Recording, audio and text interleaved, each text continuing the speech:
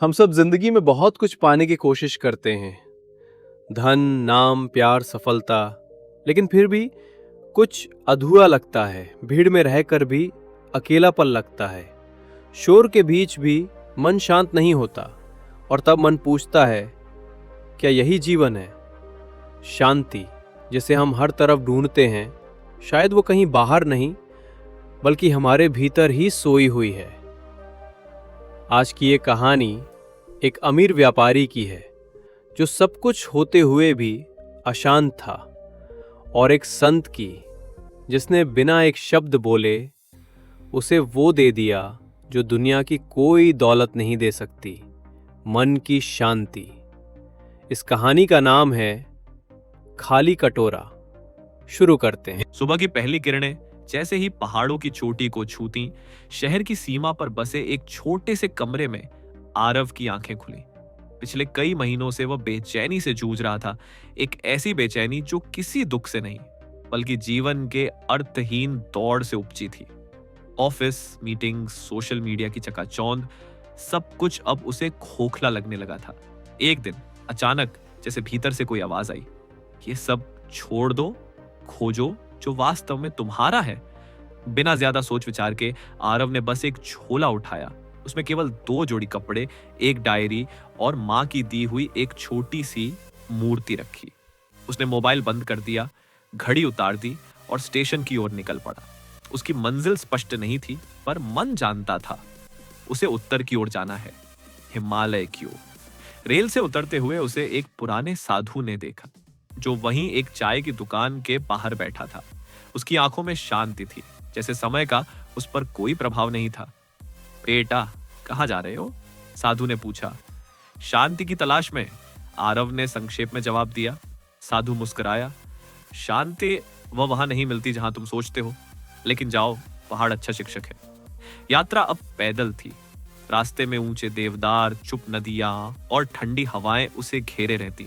कभी कभी कोई राहगीर मिलता, कोई पथिक, कोई सन्यासी। हर चेहरा एक सवाल छोड़ जाता, क्या सब इसी खोज में निकले हैं? तीसरे दिन की सुबह आरव एक छोटे से गांव पहुंचा, नारायणपुर। वहां एक सूनी पहाड़ी पर बना हुआ छोटा सा मठ था। मठ के बाहर एक वृद्ध साधु बैठा था, आंखें बंद, कमर सीधी और गोद में एक मिट्टी का खाली कटोरा। आरव ने उसके पास जाकर बैठने की अनुमति मांगी। साधु ने आंखें खोली, मुस्कुराया और बस कटोरा उसकी ओर किया, बिना एक शब्द कहे। वह क्षण जैसे समय रुक गया हो। आरव को समझ नहीं आया, क्या यह निमंत्रण है, प्रतीक है या प्रश्न? उसने मौन में स्वीकार किया। आरव ने साधु से कोई प्रश्न नहीं किया।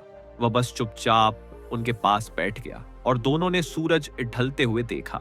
आसमान के रंग पीले से नारंगी और फिर हल्के बैंगनी में बदलने लगे और चारों ओर एक अजीब सी शांति फैल गई। अगली सुबह आरव जब उठा तो साधु वहीं बैठे मिले, उसी स्थान पर, उसी मुद्रा में, उसी कटोरे के साथ। इस बार आरव ने पूछा, ये कटोरा हमेशा खाली क्यों रहता है? साधु ने उसकी ओर देखा, मुस्कुराया और कहा, ताकि यह भर सके। उस एक वाक्य ने आरव को चौंका दिया। जीवन भर वह कुछ ना कुछ भरने में लगा रहा, शिक्षा, धन, अनुभव, रिश्ते। पर इस साधु की दृष्टि एकदम उलटी थी। वो कुछ दिन वहीं मठ के पास रुक गया। साधु ने उसे कोई प्रवचन नहीं दिया, न कोई ग्रंथ पढ़वाया। वे बस मौन रहते, कभी किसी पौधे को पानी देते, कभी मिट्टी से कुछ बनाते, कभी कटोरे को धोते और फिर वैसे ही खाली रखते। धीरे धीरे आरव समझने लगा कि वह कटोरा प्रतीक था, प्रतीक मन का। हर बार जब वह किसी नई बात को जानने की कोशिश करता तो उसके पुराने विचार, धारणाएं, अनुभव सब बीच में आ जाते और तब साधु उसे बस वही कटोरा दिखाते। एक शाम जब बारिश हो रही थी और दोनों एक छोटी सी कुटिया में बैठे थे, आरव ने कहा, मैं अब समझने लगा हूं, जब तक मन में पहले से भरा हुआ है उसमें नया कैसे समा सकता है।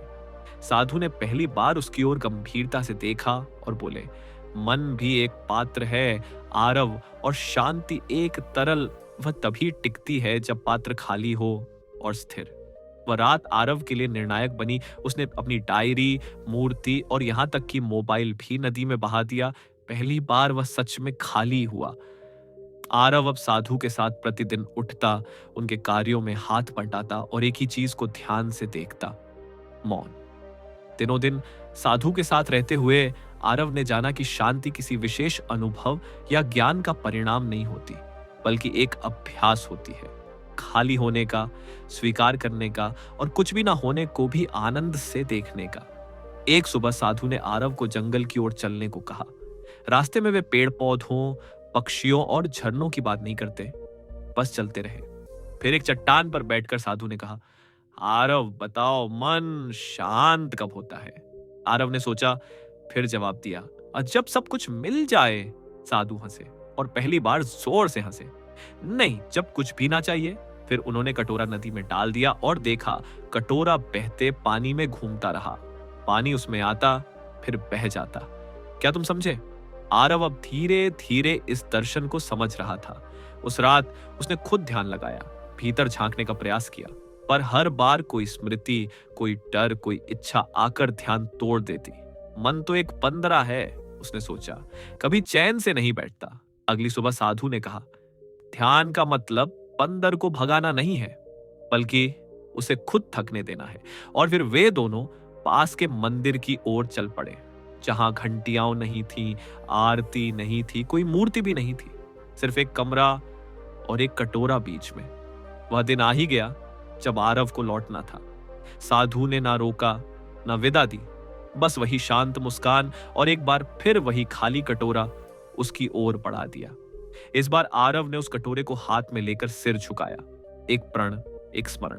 जब वह शहर लौटा तो कुछ भी बदला हुआ नहीं था। वही ट्रैफिक, वही लोग, वही शोर, पर वह बदल चुका था।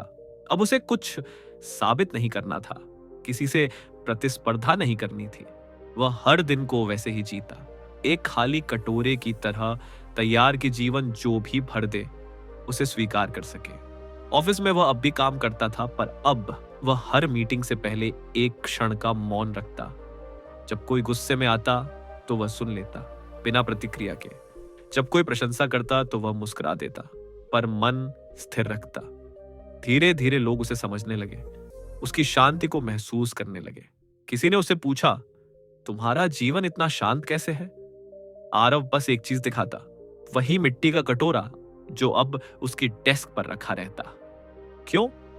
क्योंकि अब मुझे भरने की जरूरत नहीं, खाली रहने का आनंद जान गया हूं। कहानी अब समाप्त नहीं हुई, अब शुरू हुई थी। क्योंकि असली ध्यान, असली शांति पहाड़ों में नहीं, भीतर होती है। और भीतर का रास्ता वहीं खुलता है, जहां हम सब कुछ छोड़कर खुद को खाली करते हैं। खाली कटोरा अब प्रतीक था जीवन जीने का एक नया तरीका।